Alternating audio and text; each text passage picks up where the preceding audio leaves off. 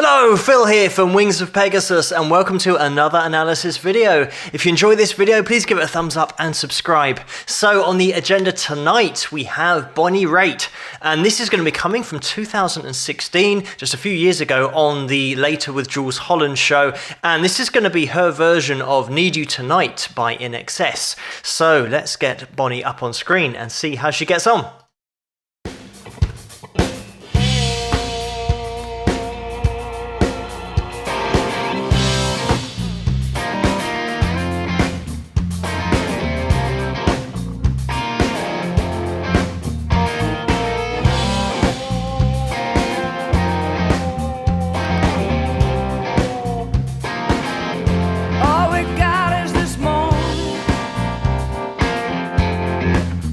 Centuries yesterday. Care all you wanna, baby. Everybody does, yeah, that's okay. So slide over here, give me a moment. Your moves are so raw. I got to let you know, I got to let you know, you're one of my kind.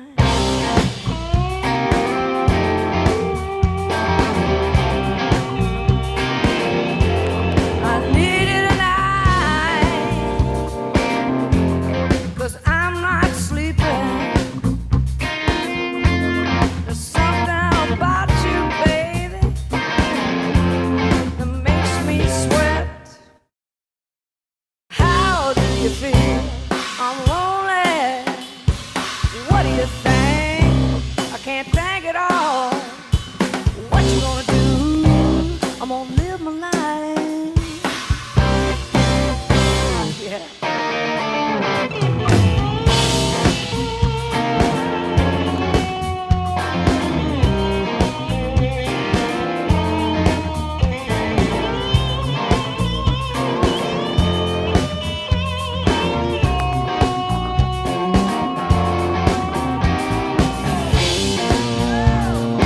I'm just going to jump in here because I have to make an admission that tonight I've watched a lot of YouTube videos because I've had a lot of suggestions. It just seems to have been a busy night.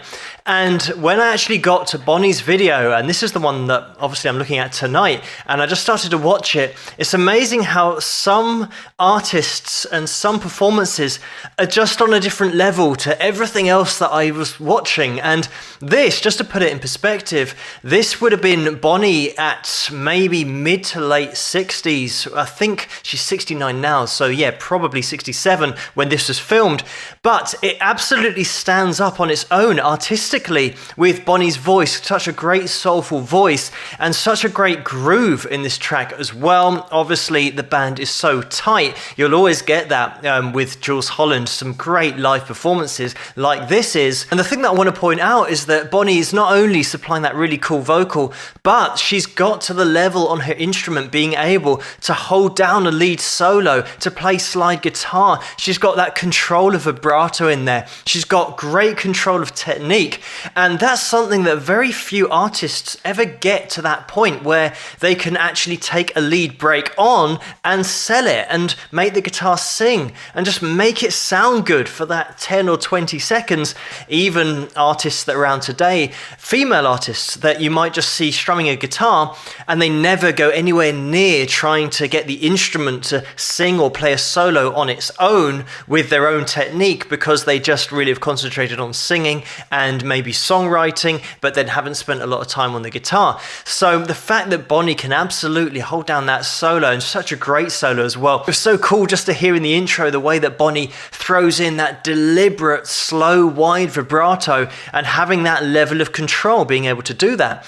And what you'll find is that some players that do play slide, but also with fretted notes on the guitar, they sometimes have a fast vibrato that almost sounds out of control. And exactly the same with some slide players. They don't seem to ever have control of that vibrato when they are staying on notes. And Bonnie's the exact opposite here, just a great expression in her vibrato. And it just goes to show you don't need to play fast in order to play something melodic and something great to listen to. This is one of those videos that if you're not watching it, but you're just listening to it, it is so music musically credible and has got such integrity as well that if it were a 20-year-old singing this, people would just be amazed and go, oh wow, what a great talent. So it just really is testament to Bonnie's ability and talent, even in her later years, still laying down such great playing, but also having that really great vocal delivery. It's one of the things that can be the first thing to go sometimes with artists as they age,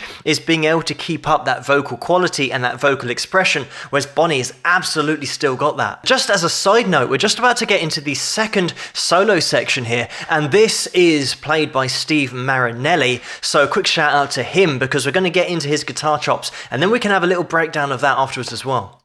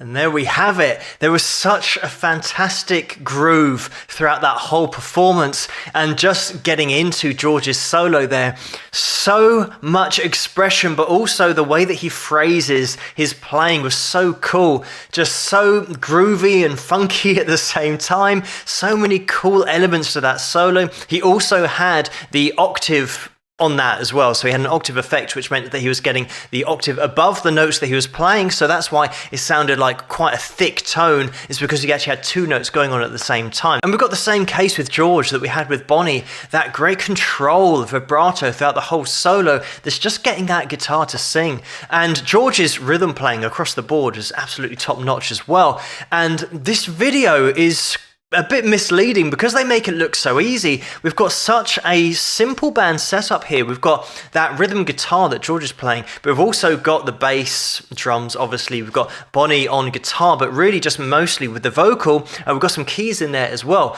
But it is so simple in terms of the way that it's been put together. We're not, putting loads of effects and overdrive and loads of vocal effects on Bonnie's vocal, and the drum hasn't got a heap load of reverb on it. So the sound we're getting is actually pretty dry, and there's loads of headroom in this mix as well, so you get a really great appreciation of being able to hear every instrument individually. This track is so difficult to cover because it's all about the groove, and groove is something that you can't learn in a scale. You can't just do groove lots of times and then when you want groove you can just play the groove scale. It's one of those things that you have to feel. Every player has to have the appreciation and the ability to get this groove down individually, and then they've now got to get together and make that groove come across as a band interacting with each other musically. And that's why it is so difficult. They make it look so easy, especially with this setup that we've got. Like I mentioned, so much headroom. The mix is so clear. It's a really dry sound. So it means that we can hear everything crystal clear. So if the groove wasn't there, if anybody was slightly out of the groove, it would stick out like a sore thumb. So these guys, of course, are top professionals, top musicians. They can absolutely lay down a groove as a collective. But bands that aren't able to do that would really struggle with this track. And this performance is only 3 minutes long, so we've had so much quality crammed into such a small amount of time.